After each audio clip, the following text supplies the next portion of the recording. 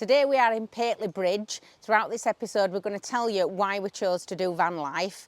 And at the moment we are stood in the most beautiful surroundings. I'm surrounded by wild garlic, so I'm definitely going to be doing some foraging before we get back into the van. It's absolutely beautiful here and really, really peaceful. So we're just going to have a nice little wander around, show you Pelynt Bridge, show you this area and tell you why van life. Been to Pelynt Bridge before. It's absolutely just stunning little village, really quaint, you know. That's a new word that Reese has learnt, as well as quintessential from last week. But it's got a gorgeous little river running down here. It's absolutely beautiful. All this wild garlic here.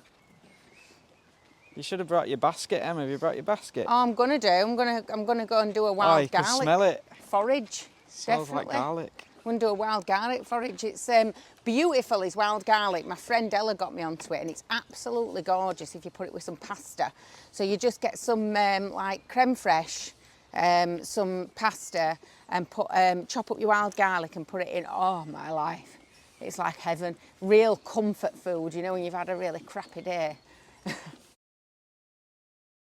You'll know if you watch the channel, we started doing van life probably about 12 years ago, but it wasn't van life as such, was it? No. We're sort of saying last week when we're giving a bit of our advice for what it's worth on what van to get, you know, that it wasn't really known as a thing, wasn't van life back then. It was just, you just bought a van to go travelling, like, you know, it was just a cheaper way. Oh yeah, hashtag van life for it. Cheaper than a motorhome, wasn't it, basically? Cheaper than a motorhome. But yeah, we started doing it then, and people didn't really.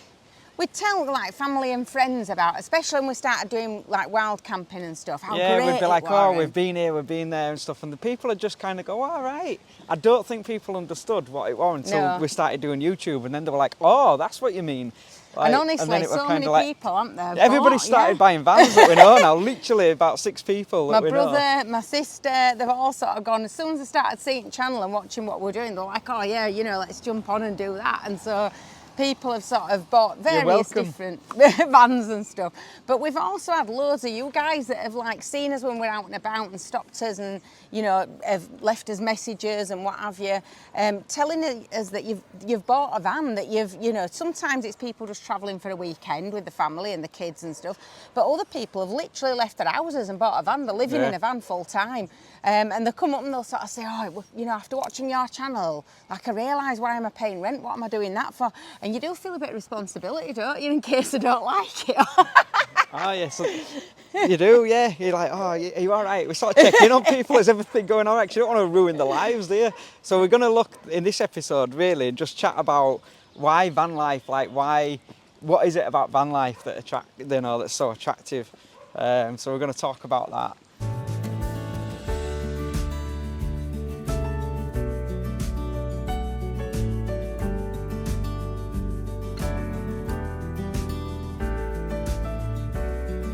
So sunny today, isn't it? I hadn't brought my glasses. It's like red hot. I've just taken my jumper off. It's like then I put my jumper on and then I've had to take it off again because when it goes behind the cloud, it's quite chilly.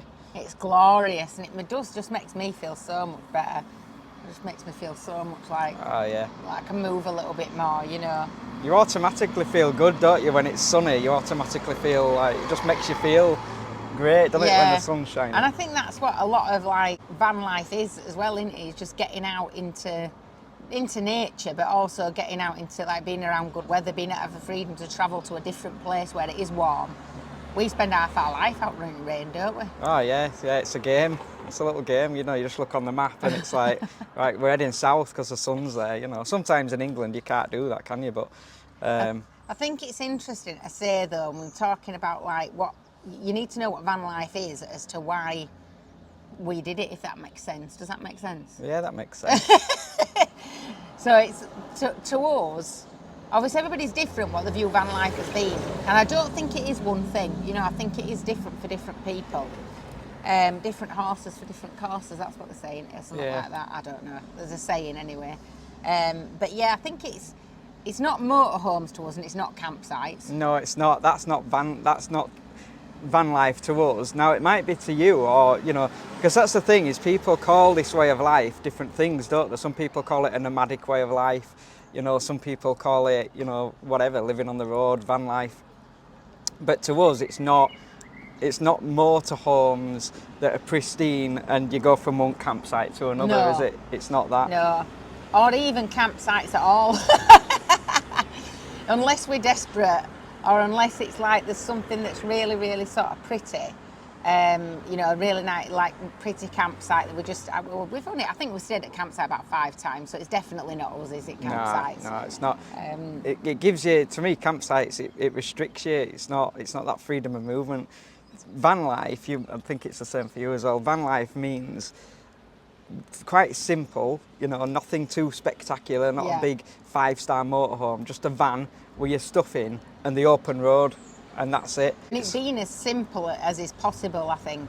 Like, we don't have, at some point, I'm not saying we won't get a diesel heater or whatever, but it might be quite nice to have something like that, and, you know, winter round here especially. But even stuff like that, we've got candles. Yeah, you know, I like to 3 candles to keep us warm in winter. Exactly, yeah. I like to go back to that kind of being as basic as possible, doing without things. I don't want fancy wardrobes and all that sort of stuff to hang everything up in, and, you know, I'm not interested in all that. So I want a vehicle that is strong, robust, and meets as basic needs. That's about it, isn't it, really? Yeah, and I think you're similar again. Like, for me, it's about it's more the travel than the van. The van is just somewhere to sleep while you're traveling. So it's travel first, and then the van, you know, rather than the van then travel. If that makes sense, I don't know if that makes sense, but the priority for me is traveling, and the van is how I travel and get about. Is it the same for you? Yeah, I think it is exactly the same. It's, you know, and it's what that sort of brings with it in meeting new people, and, you know, and all that type of thing. And the stories of the road. Yeah, people with the same mindset often as you. In fact, that's something that baffles me. I don't really I suppose it's just their lifestyle that attracts different people, isn't it? But,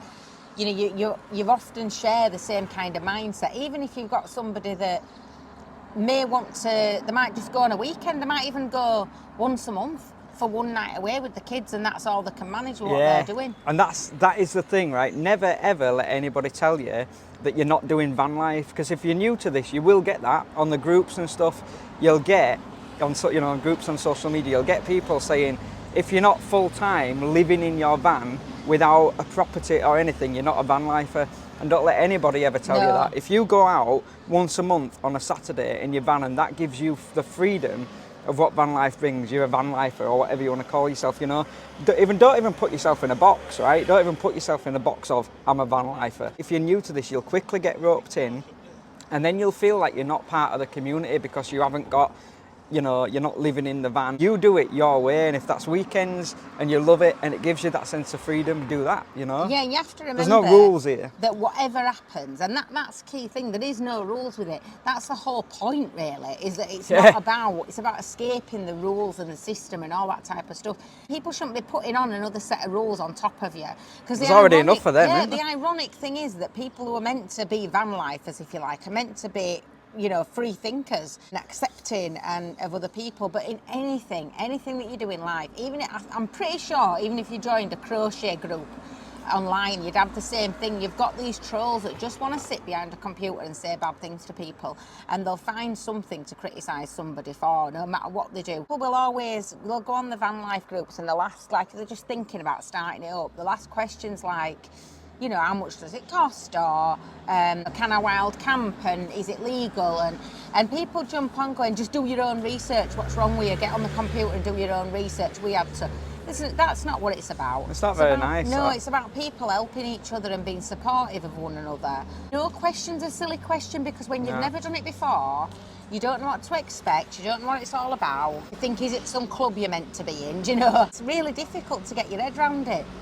So I think some of those questions can't really be answered. They're very difficult. We're going to try and do it maybe next week's vlog or something about the cost of van life, and try and give you some information on that. But some of those questions are hard to answer, but you still try, don't you? There's never a silly question, and don't ever feel there like you're sat watching us thinking, oh, I'd love to ask this, but I daren't. You know, just ask us. Yeah, definitely. We might not be able to answer it, but we'll always do our very best to answer it. And people that kind of will say to us, oh, I wish we could do what you do. Sometimes we get comments of, well, not everybody's as free as you are, not everybody can do stuff like that, other people have got commitments, and I totally understand that.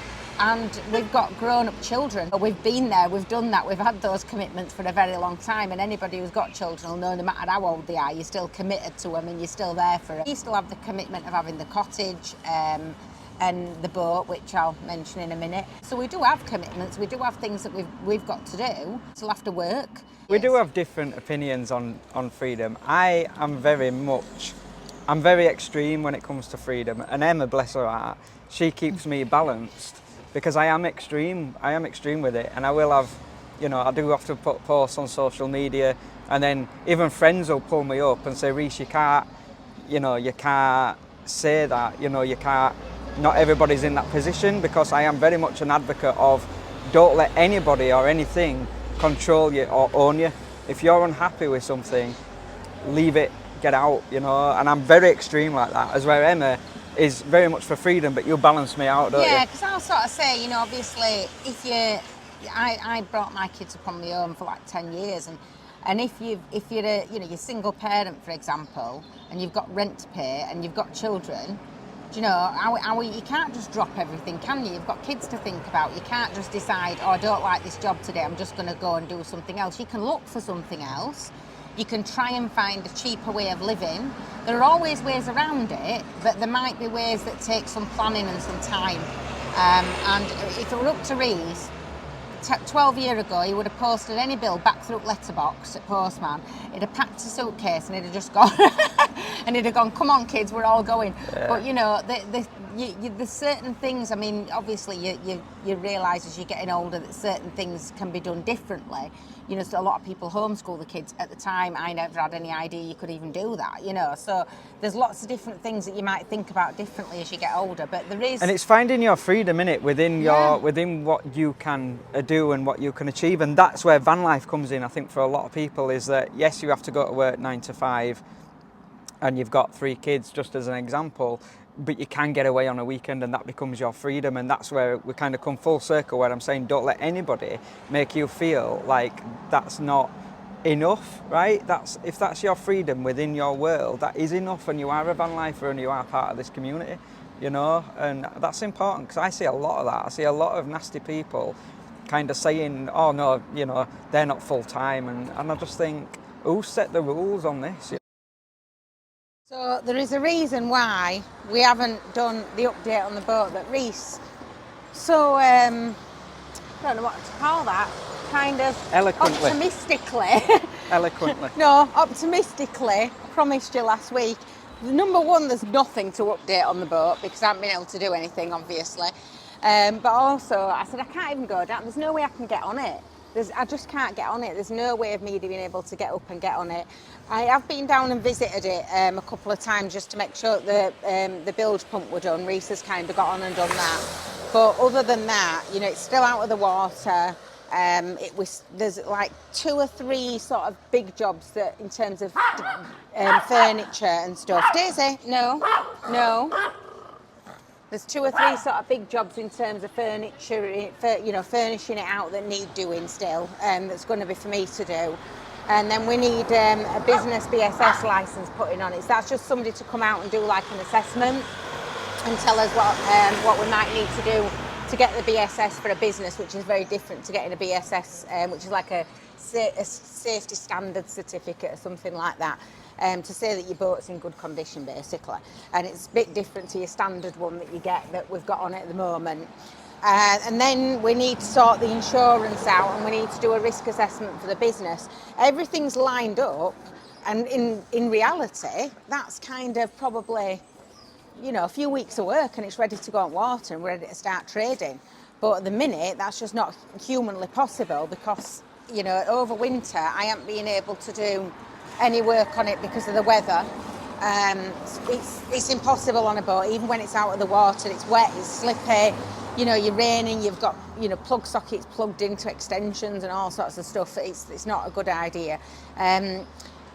And we need an electrician to look at it as well, don't we? Just to make sure that all electrics are sorted and everything else as well. So there is still stuff to do. So that's your update, but There's no point in us going down because I'll literally just be stood on outside looking in.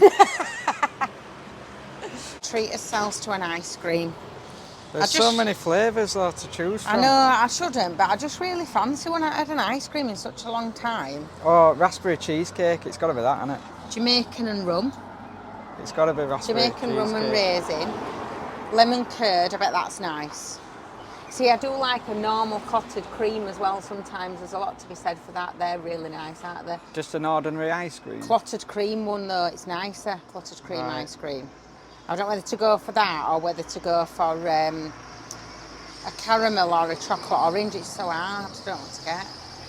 Daisy, Daisy, you can't have this ice cream. It's not for doggies. This one. I'm just having a walk down here because it's quite shady and cool in the trees. And it's lovely and warm today. It's a nice warm day. But when you're in the ice cream as well. When you're in the shade, it's a real chill to it still, you know. Oh, I can't. So we're just having a little wander down the That's riverside. it. I'm in agony. Look how beautiful this is. Trees and river and stuff. It's nice to live there, isn't it? They're beautiful, aren't they? These. A lady stopped us on the way up, didn't she? She said, "Oh, I'm so glad you've walked past because nobody ever comes down here and I don't get to talk to anybody." Bless her. She were giving Daisy loads of attention. So we just sort of stood and had a chat with her for about 10 minutes. But it is quite lonely, you know. It's very quiet down here. That brings me on to one of my reasons why van life, I suppose, and why I chose this style of living. And we tried lots of different things in the past. And one of the biggest things for me was about socialising and being able to meet new people and mixing with new people. Having that freedom of breaking away from the mundane, everyday thing where you just go visit one family member after another for the whole weekend and you go to a shopping mall and that type of stuff. It were all just so samey, and it felt like I was on a treadmill. I felt like Groundhog Day. And so one of the biggest things was just about getting that freedom in life, really. And so we looked at, do we get a tiny house? Is that what it's about? Is it about us having no money and just like, you know, living off next to nothing and sort of not having any money and trying to, you know, not having possessions and all that sort of stuff? And for some people, that minimalist way of life, that is exactly what freedom is. For us, it wasn't that. We decided that just wasn't us. It certainly wasn't me with the amount of hats I've got, the amount of clothes I've got.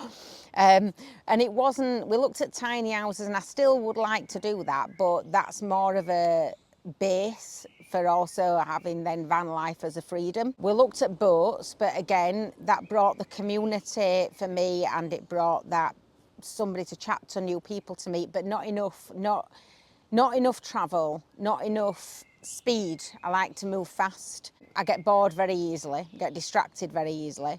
But it wasn't canal life. Can't remember what else we looked into. We looked into whether we maybe got like a big bus and lived on some land.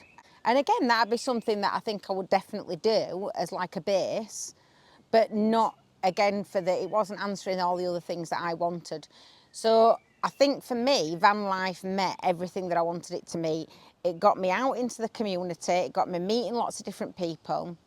It meant I could chase the warm weather and be wherever it's warm because I have lots of illnesses that are affected by cold, damp, weather, all that type of stuff. It all makes me worse. So I wanted to be able to go somewhere that's warm, even if that were in this country, but somewhere where I could go where it would be warm and it would help to sort of take that pain off and help me to manage that pain. It helped me to meet new people in the fact that I wasn't meeting people because I was stuck at home all of the time and just in pain constantly, just pushing myself to keep doing the same thing day in, day out. So I wanted to escape that and it answered that for me. It allowed me to be able to still have a little home on wheels because camping doesn't give me that. Camping doesn't give me that kind of where I'm travelling around with all of the things that I want and all of the things I want to keep, having all of that with me.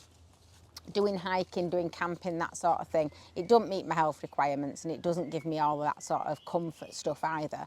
So I think that it gave me all of that stuff, did van life. It allowed us to take the kids with us as well and give them that freedom and show them a different way of life, which they'd not had before. And I think the biggest thing that it did, and the biggest reason why we chose van life, is that I think when you're driving, you talk more as a couple. And we kind of really came to life in travel and in having this kind of nomadic lifestyle when the kids had got a bit older. And it's you're just left, you know. Any mums out there that have raised kids, you'll know what I mean when they move out. Mine both moved out within 2 weeks of each other.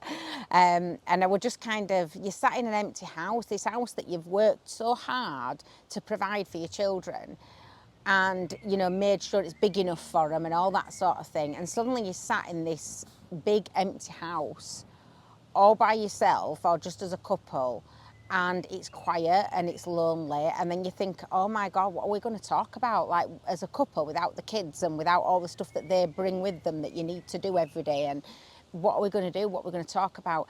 And we already had this van life stuff set up, so it allowed us to just jump in the van, take off. We talk and talk and talk when we're driving about all sorts, and it really kind of made us get to know each other better.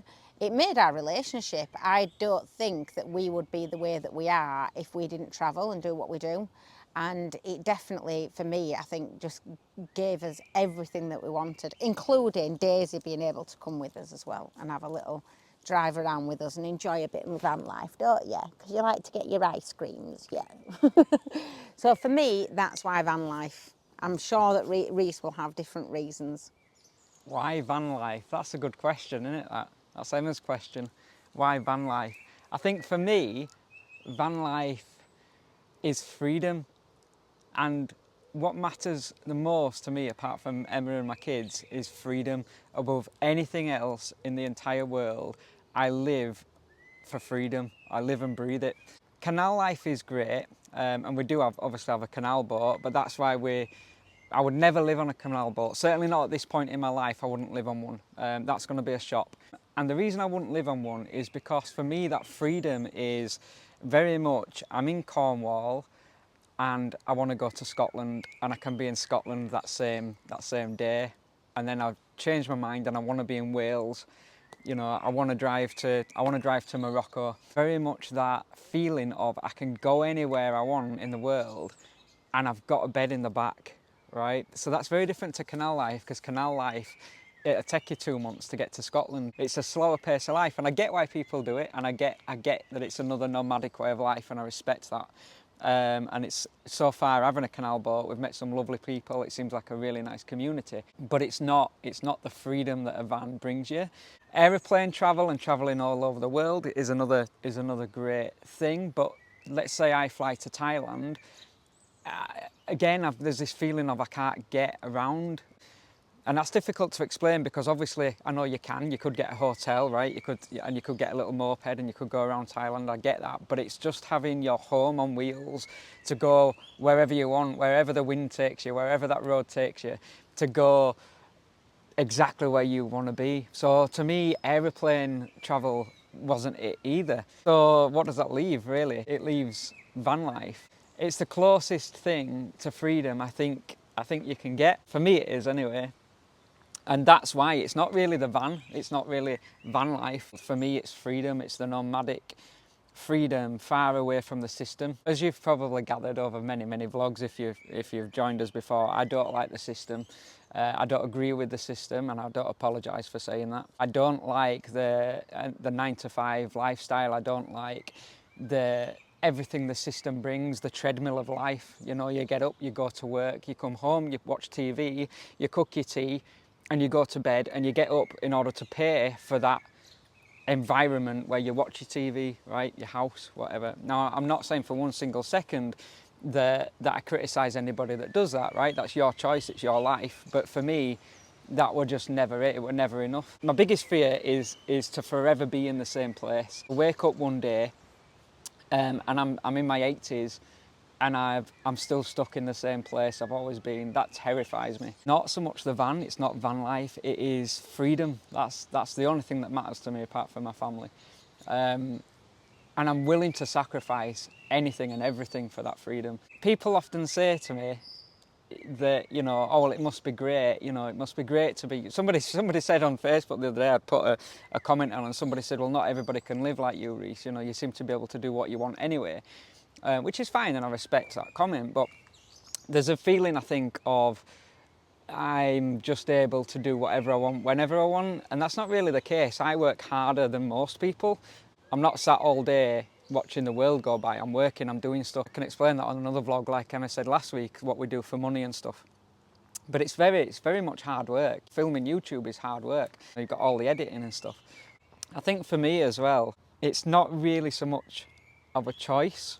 And that, I know that sounds ridiculous to most people. Some of you might get what I mean by that, but as you know, we own a cottage as well, so we do Airbnb from the cottage, so there's responsibility there. But sometimes we have to go back to the cottage. When I'm in a cottage or any kind of static place for that matter, I feel extremely trapped.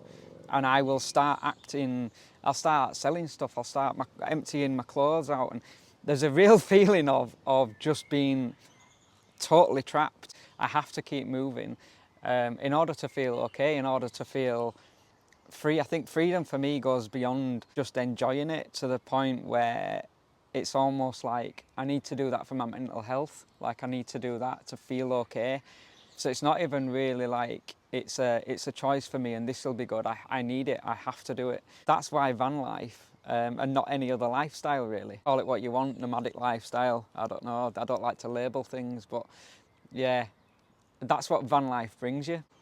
There's just nothing else like it. There really isn't another way of travelling and living this lifestyle other than, you know, not in the same way a van does. So we're gonna carry on down here. Emma wants to get some garlic from...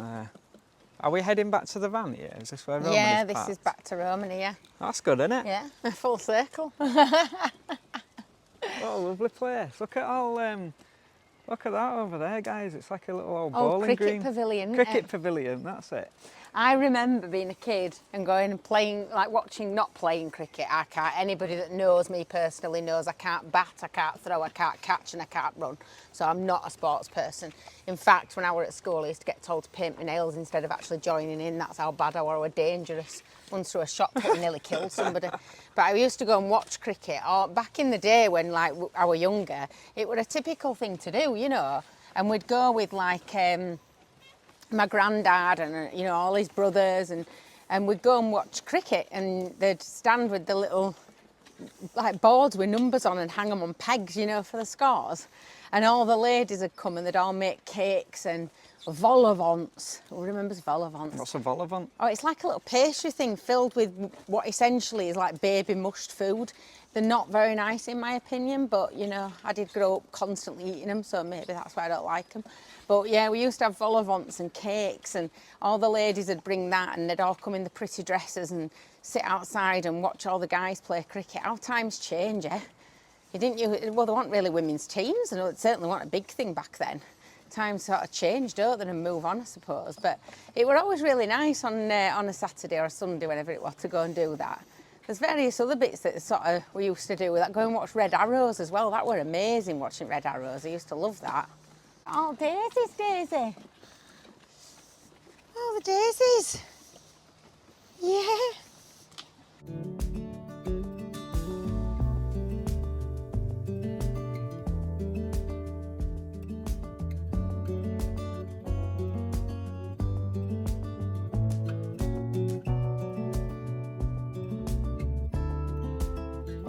Just look at this though, absolutely beautiful on your doorstep. So many, hundreds and hundreds of places similar to this, completely different to this, that are absolutely gorgeous.